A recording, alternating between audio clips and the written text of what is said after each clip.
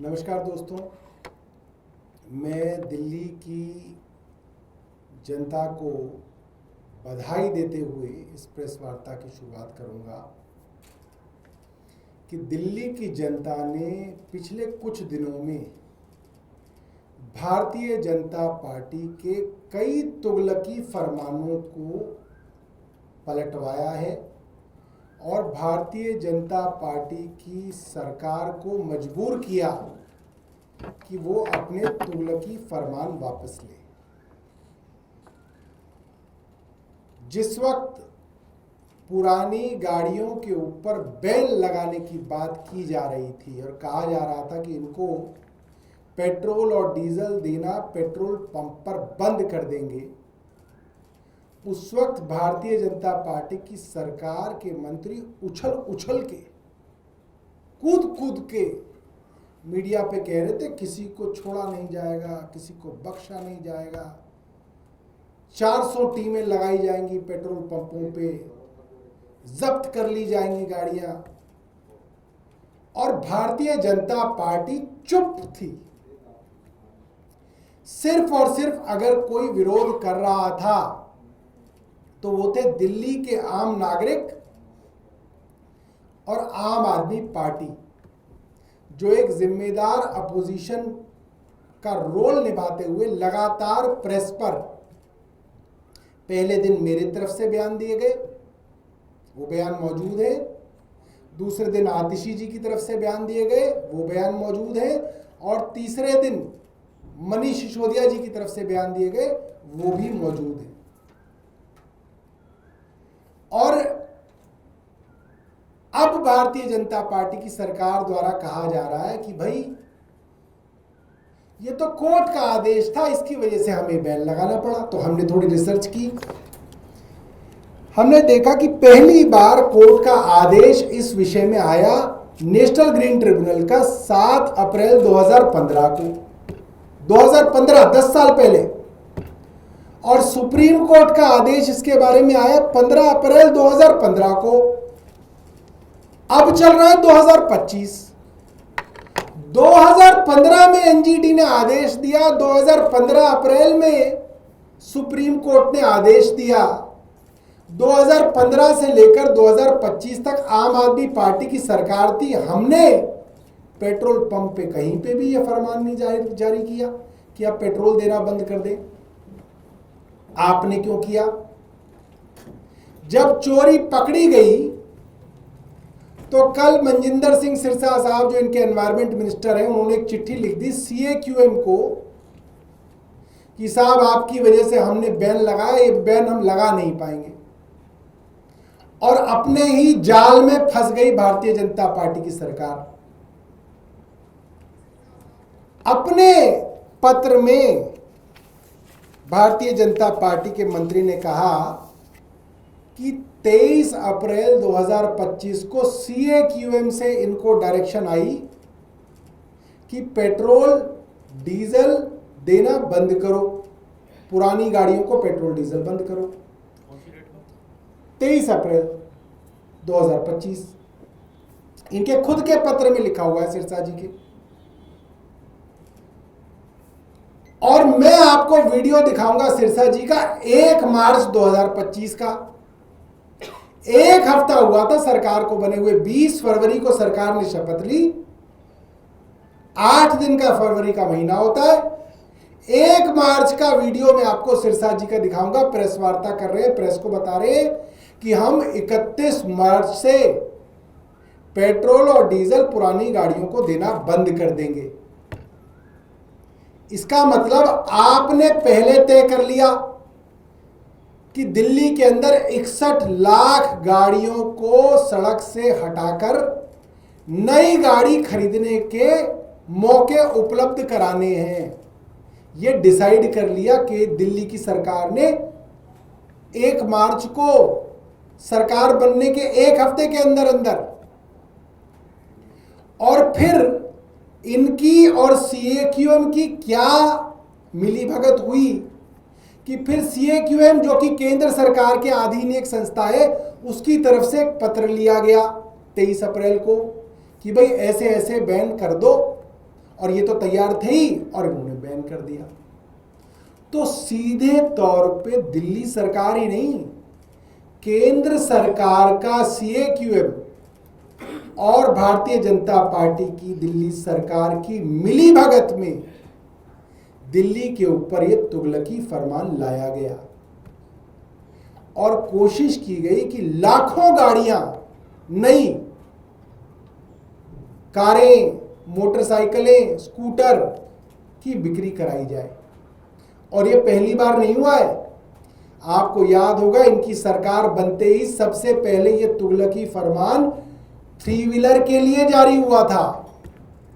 3 व्हीलरों के लिए सबसे पहले कहा गया था कि अब से जो नया 3 व्हीलर आएगा वो EV आएगा, और जैसे जैसे कुछ 3 व्हीलरों की कुछ इन्होंने तय की कि इतनी म्याद जिन 3 व्हीलरों की हो गई है उनको खत्म करके इलेक्ट्रिक 3 व्हीलर खरीदने पर ऑटो ड्राइवरों को मजबूर किया जाएगा।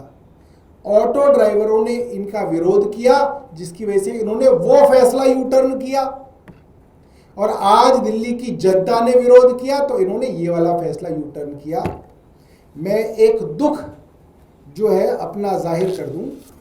दिल्ली का एक नामी अंग्रेजी अखबार है टाइम्स ऑफ इंडिया, उन्होंने पहले पन्ने पे खबर डाली है, both BJP and AAP oppose to crackdown. Times of India कह रहा है कि आम आदमी पार्टी और भारतीय जनता पार्टी दोनों विरोध कर रहे थे इस बैन का।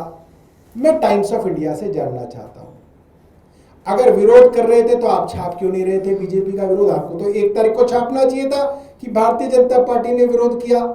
आपको 2 तारीख को छापना चाहिए था, आपको 3 तारीख को छापना चाहिए था, आप 4 तारीख को 4 तारीख को आप छाप रहे हैं।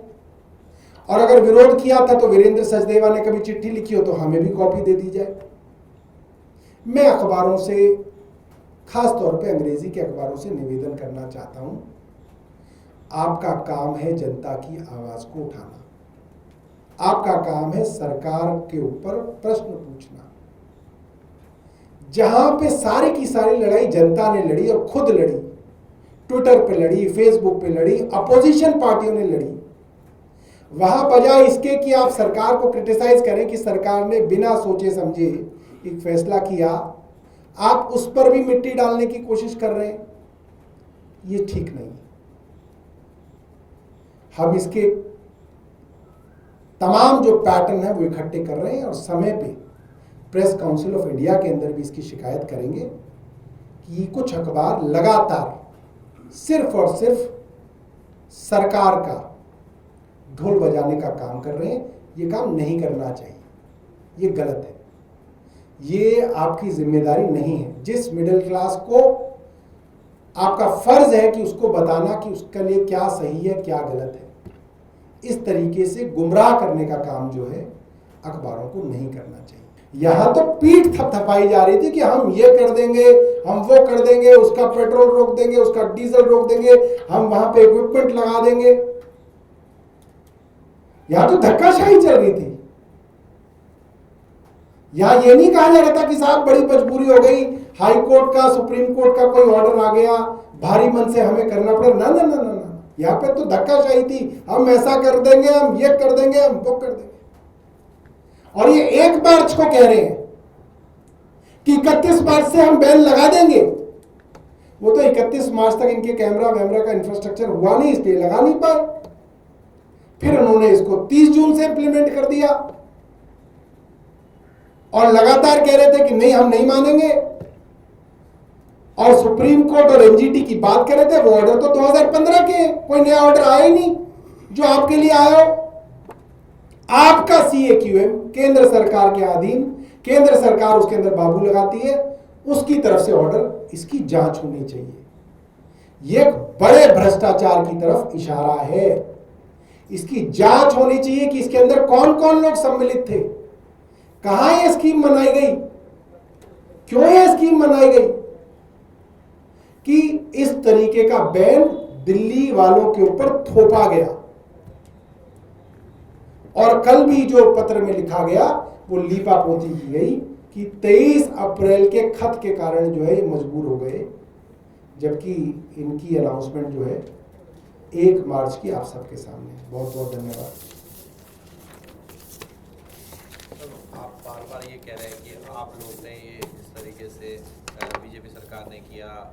अगर कोर्ट का फैसला था, आप लोगों ने भी तो इस तरीके से गाड़ियां आपके रिजीम में भी उठी थी, गाड़ियां घरों से उठने लगी थी। बिल्कुल, और हमारे ट्रांसपोर्ट मिनिस्टर का ऑन रिकॉर्ड डायरेक्शंस हैं अफसरों को कि आप मत करिए, और वो अफसर जो उस वक्त एलजी के अधीन थे वो जबरदस्ती ये काम कर रहे थे, ये भी ऑन रिकॉर्ड है। और अब तो वो मंत्री जो है कैलाश गहलोत जी बीजेपी में जा चुके हैं, अब तो उनकी बात ज्यादा मान लेगी बीजेपी, उनसे पता कर ले, उनकी तो चिट्ठियां हैं, उनके ऑन रिकॉर्ड डायरेक्शंस हैं। अखबारों में आज भी लिखा हुआ है कि मंत्री कह रहा है कि मत उठाओ, और जो एजेंसी और बाबू कह रहे हैं कि नहीं हम उठाएंगे। क्यों?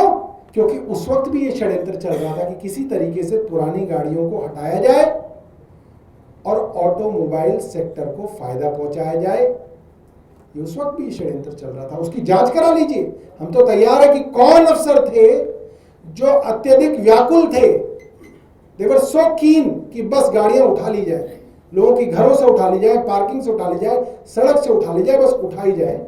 ये वही लॉबी है जो उस वक्त भी काम कर रही थी, और ये वही लॉबी है जो आज भी काम कर रही थी। सर, होना क्या चाहिए इस मामले में? तो मामला तो गंभीर है क्योंकि कोर्ट के आदेश हैं, कोर्ट के आदेश के बावजूद इस तरीके से अगर सरकार भी, दिल्ली सरकार भी वापस ले रही है, हल क्या है इसका? देखिए, ऐसा है, भारतीय जनता पार्टी कितना कोर्ट को मानती है, कितना सुप्रीम कोर्ट को मानती है, वो एक बार नहीं दर्जनों बार हमारे सामने आया है। दिल्ली की चुनी हुई सरकार को सुप्रीम कोर्ट के 5 जज के कॉन्स्टिट्यूशनल बेंच ने ताकतें दी, सर्विसेज, अफसरों की ट्रांसफर पोस्टिंग, अफसरों के ऊपर कंट्रोल, विजिलेंस, सब कुछ दिया। 8 दिन के अंदर भारतीय जनता पार्टी की केंद्र सरकार ऑर्डिनेंस लाके सुप्रीम कोर्ट के फैसले को पलट देती है। आप सबने देखा, सुप्रीम कोर्ट फैसला करता है कि देश का चीफ इलेक्शन कमिश्नर कौन अपॉइंट करेगा? 3 मेंबर कमेटी, प्रधानमंत्री होंगे, लीडर ऑफ अपोजिशन होंगे और चीफ जस्टिस ऑफ इंडिया होंगे। क्यों?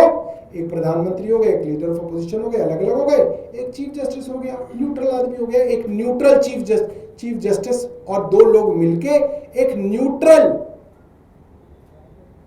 चीफ इलेक्शन कमिश्नर नियुक्त करते। क्या किया भाजपा की सरकार ने?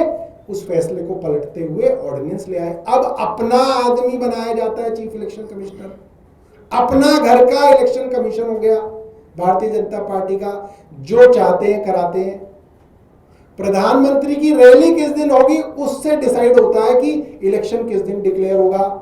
लोग कहते हैं अच्छा प्रधानमंत्री की रैली आखिरी कब है? अच्छा उस तारीख को है, हाँ तो उस दिन इलेक्शन कमीशन की जो है प्रेस वार्ता होगी। ये हाल है आज प्रेस इलेक्शन कमीशन का। क्यों? क्योंकि सुप्रीम कोर्ट के फैसले तो ये जब चाहे पलट देते हैं। तो जब अपने लिए मन करता है, अपने को सूट करता है, तो सुप्रीम कोर्ट के फैसले पलट दिए जाते हैं, और जब ऐसा लगता है कि इस फैसले से तो फायदा उठाया जा सकता है, तो सुप्रीम कोर्ट की डुगडुगी बजा के जनता को परेशान किया जाता है। 10 साल पुराना सुप्रीम कोर्ट का फैसला निकाल के ले आए कि बैन अब लगा देंगे। तो ये सब जो है भारतीय जनता पार्टी सोचती है कि लोग बेवकूफ है, लोग बेवकूफ नहीं है। और एक और मैं बता देता हूं आपको, ये जो पेट्रोल पंप के मालिक थे, ये लोग भी 2 तारीख को जो है हाई कोर्ट गए थे, और इसकी पूरी संभावना थी कि जो कानूनी पेंच मैंने आपको बताए, उन पेंचों के ऊपर दिल्ली सरकार के इस फैसले पर स्टे हो जाता है। इसकी भी बहुत संभावना थी। ये भी दिल्ली सरकार को दिख रहा था कि एम्बैरेसमेंट हो जाएगी।